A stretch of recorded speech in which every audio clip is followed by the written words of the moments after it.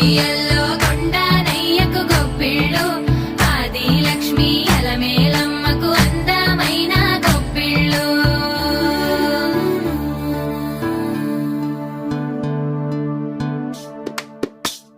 హైలో హైలే సారే హరిదాసులు వచ్చారే దోసటి రాసులు తేరే కొప్పుని నింపేరే